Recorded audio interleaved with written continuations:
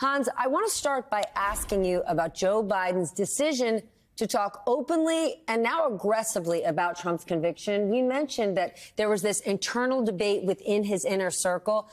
Any idea why he decided to just go for it last night? He probably thinks the politics are good, right? I mean, this was really his second opportunity to come to the cameras. The first time, when it was last Friday, and if you listen to what Biden said at the time, he was very careful to focus his criticism on Trump's response to the verdict. And that seemed like that was the lily pad that the White House was going to put the president on, which is to say they would leave it to outside surrogates to attack him for being a convicted felon. The campaign itself might use convicted felon in press releases, which they later did Friday evening.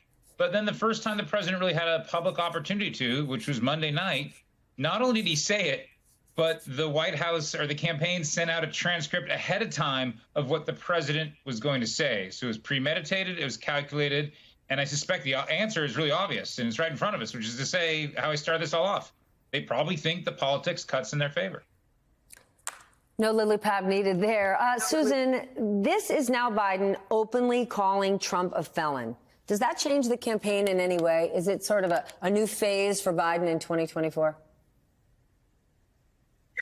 Well, I mean, yes and no. The no being that, the sun is bright, right? I mean, Trump is a convicted felon now, and he would be whether Biden personally used the words or not. I do think it's an important reminder because Trump had more than a year to prepare for the moment when this might happen. You saw this very premeditated barrage of statements, not only in support of him from Republicans, but really ripping down the justice system, the effort to goose the fundraising, which has produced some results for Trump. Democrats didn't seem to have the same kind of prepared plan for what to do in the event of a conviction. At least that's what it looked like. And so I think it's interesting that we're still a number of days after the event, still trying to figure out what the Democrats' exact strategy is. I'm looking ahead to that debate that is scheduled between the two of them and wondering, what is the approach of the incumbent president of the United States to somebody who not only wants to take back the office, but, Biden said it very openly in the Time magazine interview you just gave that he doesn't believe Donald Trump is fit for the office, regardless of whether Biden was the candidate or not. That's a really tough position to be in, then, to be on the same stage with that person who's a convicted felon. We have never had a felon run for the White House. Donald Trump is set to be sentenced in New York 1 week before the Republican convention in Milwaukee. How does this work technically? So what happens is he has to meet with the Department of Probation, and they're going to ask him questions about what happened in that conviction, and he has to be honest and he has to be truthful. What if he's not?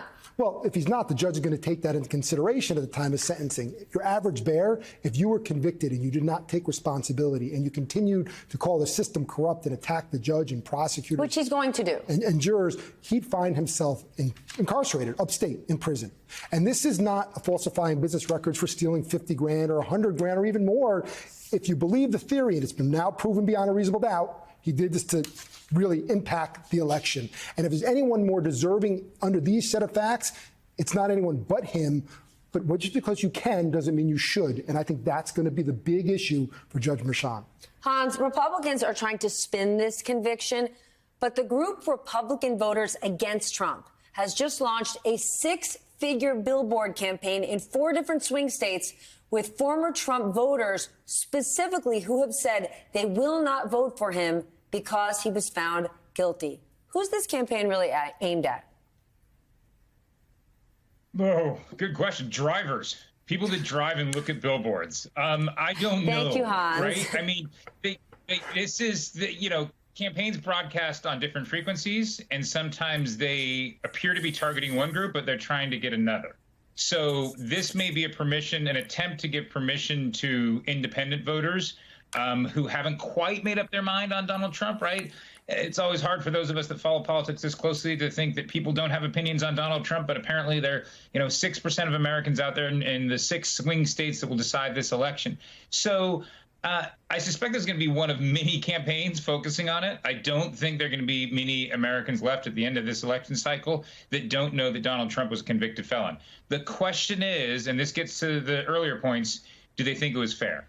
And that's really why you see the Trump campaign, the Trump allies, and his congressional surrogates trying to muddy the waters, questioning the fairness of the system. And that's going to be part of the conversation going forward. And, I think we should just all be bracing for that. Just when I think I have a clever question, Hans Nichols hits me right between the eyes. Drivers, Stephanie. Good on you for that, Hans. Susan, Merrick Garland, very rarely do we see this, but he seemed to reach a breaking point today when the Republicans were going after him and after him. What did you make of how he handled the House GOP? Yeah, I mean, look, that is, sort of conflict theater that is arranged by the House Republicans, especially you have, Jim Jordan. He's sort of the master of this kind of pro-Trump theatrics, which is a lot of what the House of Representatives has become since Republicans won back control of the House in the midterm elections. And, it's very interesting because remember that the reason Republicans are going after Garland now is because of the collapse of their impeach Joe Biden strategy. And, Jordan, Congressman Comer, they were leaders in that effort. And basically, their key quote unquote witness, ended up being indicted by the Justice Department, turned out to be peddling a false story. And essentially their effort to go after Biden himself flopped. That's why you saw the impeachment of Mayorkas. It's why you're seeing them go after the attorney general right now. And, Garland has been criticized by Democrats for being too, slow to go after Trump, too observant of the old processes in a new political moment. And I just thought this was very 2024 if you've finally gotten Merrick Garland to punch back at you. All right, Susan, I apologize. I am sure our audience doesn't want to be subjected to more of this at this late hour, but I want to share, for a reason, even more of House Republicans from today going after Attorney General Merrick Garland, because none of what they're saying is true. Watch this. For the first time in American history, we do have a presidential administration that's working to put its opponent in jail. I mean, that's a fact. You're intentionally allowing the department and the agents therein to engage in political prosecution of their opponents. The lawfare we've seen against President Trump will do great damage well beyond our time in public service. Does that sound like to you, Jeremy, that what they are saying is that Donald Trump and his allies are above the law because their statements bear no resemblance to facts? There's zero foundation in facts, and there's zero foundation in law. And it's really interesting. This is the same people that went after Democrats for saying defund the police, but they want to tear down the Department of Justice, rip down the FBI, and then blame it all as a hoax to get former President Donald Trump. It's really disappointing. It's really upsetting because outside that courtroom, back to the Manhattan trial, innocent inside that courtroom until proven guilty. Every second almost of those speeches outside the courtroom, it was an attack on the justice system. And outside the bubble or outside people with expertise of the justice system, people don't necessarily know better. Hans, publicly, Merrick Garland is as unpolitical as they come. But given what Republicans are doing, does that even matter? They're literally making things up to satisfy their base. The main issue that you've kind of seen with Garland, I think, Susan flicked at this, is that there's been a little bit, I don't want to lean into this too much, but there's been a little bit of disappointment inside the White House that he hasn't been more political, that he hasn't punched back harder. And I think today we saw that from, remember, he was going to be on the Supreme Court. They ran out the clocks. Mitch McConnell and Senate Republicans did, and he wasn't actually there. He was Solicitor General, and then he was a judge. He's on the Circuit Court judge. Now he's back. Now he's Attorney General. So I think that's really the main sort of issue I saw there, is that Garlick is punching back. The other issue is that Republicans don't have the votes for contempt, right? It's pretty clear that they don't have a vote for contempt. If they did, that would change the conversation, but they don't appear to have the votes. Now, that can change, but right now it doesn't look like they have them. But they don't need the votes. What they are just looking to do is muddy the waters and confuse the American people. Susan, I want to touch on the point Hans just made. Some in the White House have been frustrated that Merrick Garland has been unwilling to get more political and punch back harder. And now here he is getting painted as super political. He's getting all the downside of being political when he wasn't even doing so. Should he have been? Look where it's ended up for him. Well, you know, that's Washington for you on some level. But I do think that when you consider where he's going to go down in the record books as Attorney General, it's hard not to reflect on and to second guess without, you know, full information, of course, but to wonder if things might have been differently this year. Now we're not going to have either one of the two federal cases against Donald Trump that were brought by the Justice Department Special Counsel Jack Smith. Neither one of them looks like they're going to go to trial this year. There are a lot of Democrats, as well as outside observers, who think that the reason for that is Merrick Garland, essentially, and his caution in embarking on investigations of Trump and those surrounding him in the immediate aftermath of January 6th. I mean, we're looking at 4 years after the dramatic events of 2020 and what followed the election, and yet we're still not going to have a resolution on those incredibly serious allegations against the former president before he may be reelected to the office. And that is going to go on the ledger positively or negatively for Attorney General Garland. Earlier today, President Biden signed an executive order that shuts down asylum claims once they reach a certain level. Our own Julia Ainsley has all the details. Down here in McAllen, a border town in Texas, a lot of things are continuing as usual. You can see that just behind me at this bus station, migrants are still boarding these buses and going to other places in the country. What will change, effective today, is that when more migrants come across illegally, effectively crossing the Rio Grande River and going to turn themselves into Border Patrol, they will not be eligible for asylum unless they can prove that they somehow meet a higher standard. If they can prove that they would face a high likelihood of torture upon return, if they have an acute medical need here, if they're an unaccompanied child, for example, these are all ways that they could be exceptions to the rule. But otherwise, they cannot get asylum if they cross the border illegally. This is actually a page from President Trump's playbook and one that was enjoined by the courts under that administration. And so we can expect to see very swift action from immigration advocacy organizations like ACLU and others who will challenge this in court. Another practical problem with this, I'm told by Border Patrol agents, is that ICE and Border Patrol lack the manpower to put this into place. They will have to deport anyone who is not eligible, and there will be so many people who will not be eligible for asylum now, and they lack the space to hold them in CBP facilities and ICE facilities, and they lack the number of airplanes to deport them. Furthermore, a huge, fast-growing nationality coming across the border are Venezuelans, and Venezuela in large part refuses to take back any of its nationals who are being deported from the United States, which would create a huge problem for the way this is supposed to go. But for those who still want to cross legally, they can continue to do so. They can make an appointment through the CBP One app. They can go through a legal port of entry, and life will continue for them. This is all part of the Biden administration's strategy to try to make it harder to cross illegally and open up more pathways to cross legally.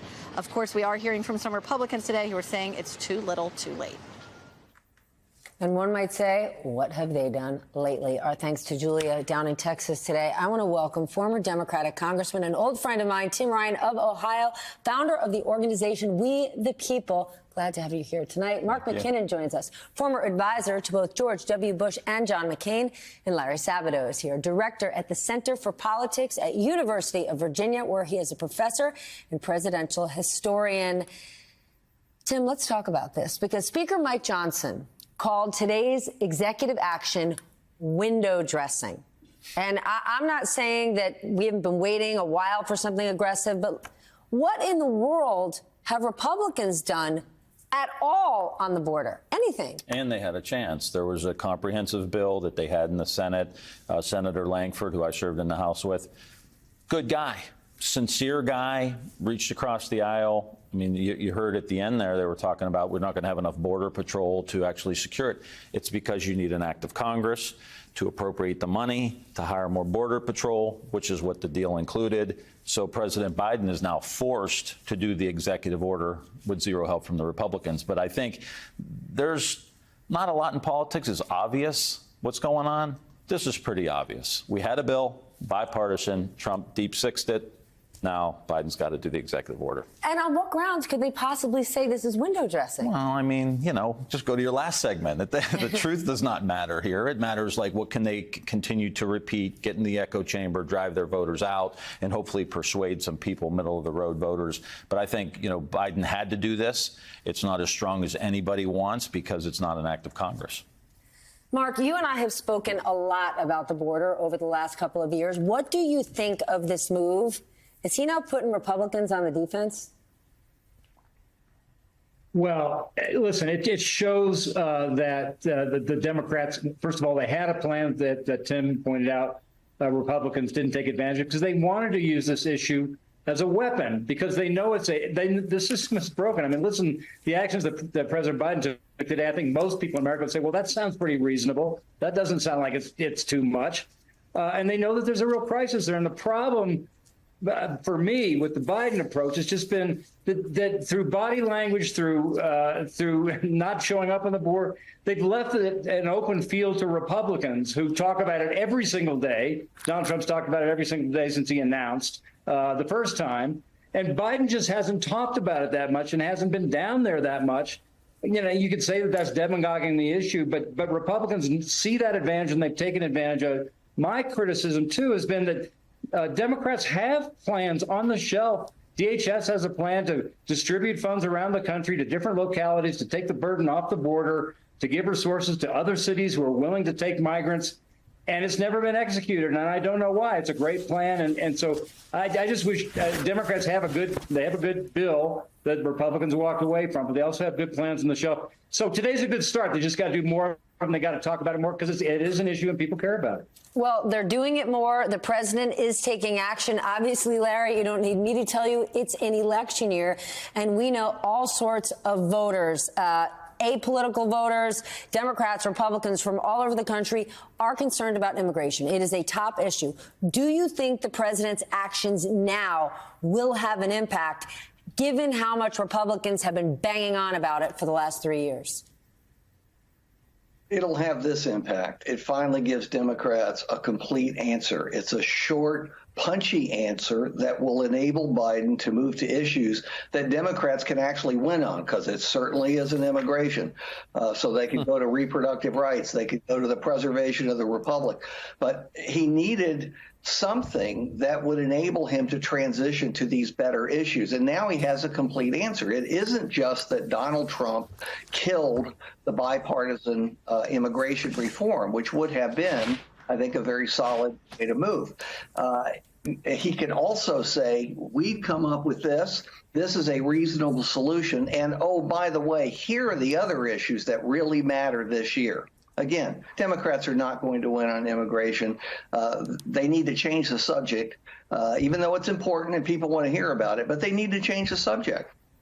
Tim, there's a lot of reasons why I'm happy you're here tonight, but this one specifically. There's one group of people who are not going to be happy about President Biden's action today, and that is the more progressive members of your party in Congress. We're hearing from some of them outspoken, unhappy with the president. What is your take on that? Well, I think you got to understand, we do have to know who's coming in and out of the country. There are real national security implications here, and we need to have an orderly process. I think most people in the country appreciate immigration. We know we're a country of immigrants.